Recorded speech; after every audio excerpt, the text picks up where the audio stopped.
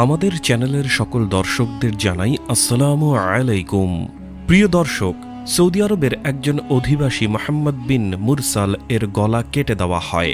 পুরো সৌদি এই যুবকের জন্য দুঃখী ছিল। মোহাম্মদ বিন মুরসাল এমন কি অন্যায় করেছিল যে সরকার তার গলা কেটে দেওয়ার হুকুম দেয়? সোশ্যাল মিডিয়ার ভিডিওটি সত্য ঘটনা তুলে ধরে। মোহাম্মদ বিন মুরসাল কি নির্দোষ ছিল? সৌদি সরকার কি ভুল হুকুম দিয়েছে? আজকে আমরা আপনাদের মোহাম্মদ বিন মুরসালের অন্যায় এবং তার ঘটনা সম্পর্কে বলে দিব। বন্ধুরা, ভিডিওটি শুরু করার আগে একটু প্রার্থনা করি। হে আল্লাহ, আমাদের সকল প্রকার গুনাহ থেকে রক্ষা করুন। যারা গুনাহ থেকে রক্ষা পেতে চান সকলেই কমেন্টে লিখুন আমিন, এবং এই ভিডিওটিতে একটি লাইক দিন ও যারা চ্যানেলটি সাবস্ক্রাইব করেননি চ্যানেলটি সাবস্ক্রাইব করুন।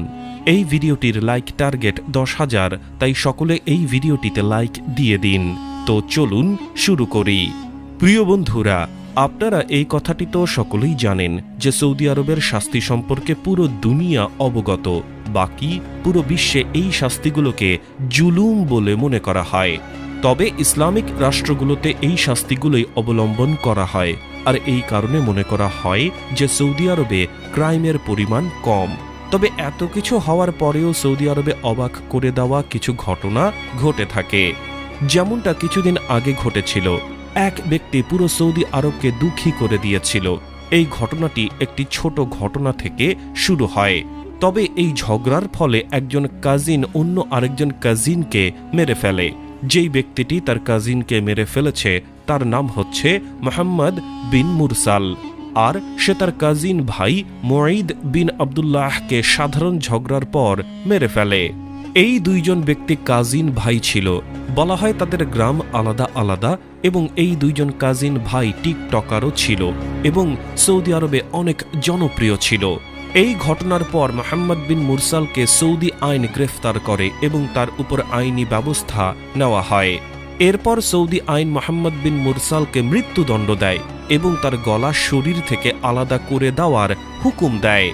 যার পর মোহাম্মদ বিন মুরসালের গ্রাম মুঈদ বিন আবদুল্লাহ এর গ্রামের মানুষের সাথে মেটাতে চায় এবং তার বদৌলতে অনেক অর্থ এবং দামি জিনিস দিতে চাইল এবং চেষ্টা করেছিল যে তাদের গ্রামের এই ব্যক্তি অর্থাৎ মোহাম্মদ বিন মুরসালিনকে যেন ছেড়ে দেয় এবং তার মাথা যেন কেটে না দেওয়া হয়। আর সৌদিতে যেহেতু ইসলামী আইন মেনে চলে আসছিল, তাই সেখানকার মানুষ মৃত্যুর বদৌলতে মৃত্যুই চাইত। আর এমনটা মোহাম্মদ বিন মুরসালের কেসের মধ্যেও হয়েছিল। বন্ধুরা, আমরা যদি ইসলামের দৃষ্টিতে শাস্তির কথা বলতে যাই, তাহলে কোরআনে কারিমে আল্লাহ পাকের ইরশাদ রয়েছে যে মুসলমানের উপর একজন অপরজনের মাল এবং জান হারাম। শুধু মুসলমানই নয়, বরং যদি কোনো মুসলমান কোনো কাফিরকে বেগুনাহ হত্যা করে তাহলে শাস্তিস্বরূপ তাকে মৃত্যুদণ্ড দেওয়া হয়। এই জন্য যদি কোনো ব্যক্তি ঝগড়া চলাকালীন অপরের কোনো ক্ষতি করে তাহলে তার বদৌলতে তাকেও সেই রকম ক্ষতি করা হবে। যা আল্লাহ পাক কুরআন শরীফে কিছুটা এমনভাবে বলেছেন যে চোখের বদৌলতে চোখ, কানের বদৌলতে কান, নাকের বদৌলতে নাক এবং জানের বদৌলতে জান। আরেকখানে এরশাদ হয়েছে, হে ঈমানওয়ালা, যারা বুদ্ধি রাখে তাদের জন্য এর মধ্যে চিহ্ন রয়েছে যে প্রতিশোধের মধ্যে আসল জীবন রয়েছে।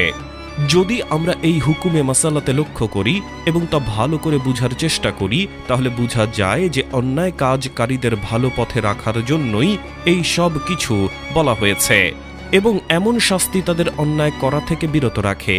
এটাই কারণ ছিল যে মোহাম্মদ বিন মুরসালের গুনাহ তা গলা হালাল করে দিল।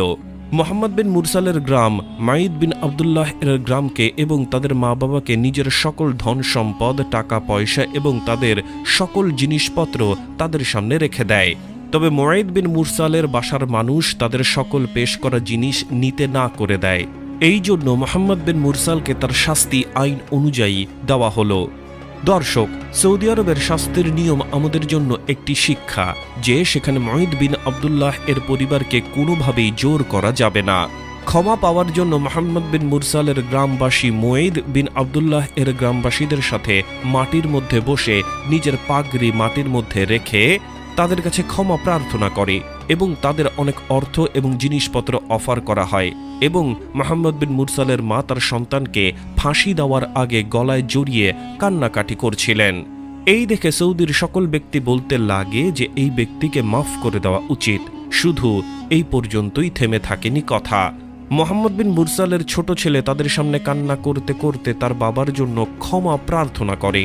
তবে মোহাম্মদ বিন মুরসালের বাসার মানুষ এটা ভাবে নাই যে তাদের ছেলে যেই ছেলেকে হত্যা করেছে তাদের বাসার মানুষও এই কষ্টে দিন অতিবাহিত করছে, যেই দুঃখ এবং কষ্টে তারা দিন অতিবাহিত করবে। এইভাবে মুঈদ বিন আবদুল্লাহ এর বাসার সকল মানুষ ক্ষমা এবং জিনিসপত্র ফিরিয়ে দিয়ে আইনের নিয়মটি ধরে রইল এবং 20 সেপ্টেম্বর মোহাম্মদ বিন মুরসালের মাথা কেটে দেওয়া হয়।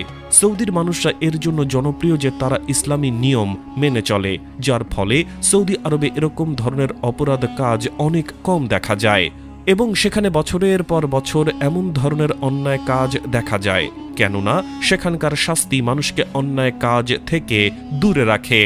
ইসলামে এমন অনেক বিষয় রয়েছে যা আপনাদের অবাক করে দিতে বাধ্য। একবার ওমর বিন খাত্তাব রাদিয়াল্লাহু তাআলা আনহুকে একজন ব্যক্তি বলতে লাগলো, আমরা যে মাল পেয়েছি সেখান থেকে দেখা যাচ্ছে তুমি একটা জামা পরিধান করেছো, তবে এই চাদরগুলোর সাইজ ছোট ছিল এবং তুমি অনেক লম্বা, তাহলে তোমার জামা একটি চাদর দ্বারা কিভাবে সম্পূর্ণ হয়ে গেল? তুমি সবাইকে একটি একটি করে চাদর দিয়েছ, তো তাহলে কি তুমি তোমার জন্য দুটি চাদর রেখেছিলে? তখন ওমর বিন খাত্তাব রাদিয়াল্লাহু তাআলা আনহু নিচে নামলো এবং তার সন্তান আব্দুল্লাহ বিন ওমরকে ডাকলো এবং বলতে লাগলো, হে ব্যক্তি, এটি হচ্ছে আমার সন্তান আব্দুল্লাহ বিন ওমর, এরও একটি চাদর পেয়েছিল, কেননা আমার জামার জন্য বেশি কাপড়ের প্রয়োজন ছিল, তাই সে চাদর আমাকে দিয়ে দেয় এবং আব্দুল্লাহ এর মা আমার জন্য এই কুর্তাটি বানিয়েছে, আপনি এর সাক্ষী নিতে পারেন। যার পর আব্দুল্লাহ বিন ওমর সাক্ষী দিল আর এইভাবে সেই ব্যক্তির বিশ্বাস হলো ইনি হলেই সেই ওমর বিন খাত্তাব রাদিয়াল্লাহু তাআলা আনহু, যার কথা শুনে সকল বিশ্ব আজও কেঁপে ওঠে আর যার কথা পুরো বিশ্বের মধ্যে প্রচলিত। এইভাবে চতুর্থ খলিফা আমিরুল মুমিনিন সৈয়দেনা আলী কারামুল্লাহ ওয়াজহু আদালতে একটি ইয়াহুদির বিরুদ্ধে দাঁড়ায় এবং এই কথা ছাড়াই যে ইয়াহুদি তার কাছ থেকে চুরি করেছিল তা না ধরে উনার কাছে প্রমাণ ছিল না, এর কারণে উনার বিরুদ্ধেই সিদ্ধান্ত চলে আসে এবং তিনি ইয়াহুদির বিরুদ্ধে হেরে যান। এটা হচ্ছে ইসলামের ন্যায়, যে ইসলামের প্রচার পুরো দুনিয়াতে করেছে। এটা কথা বোঝার দরকার যে ইসলাম শাস্তি কঠোর বটে, এর উদ্দেশ্য শুধুমাত্র মানুষের অন্যায় কাজ করা থেকে বিরত রাখার জন্য, আর হয়তোবা বাকি সব দেশগুলোতেও ইসলামী আইন শুরু হয়ে যাবে।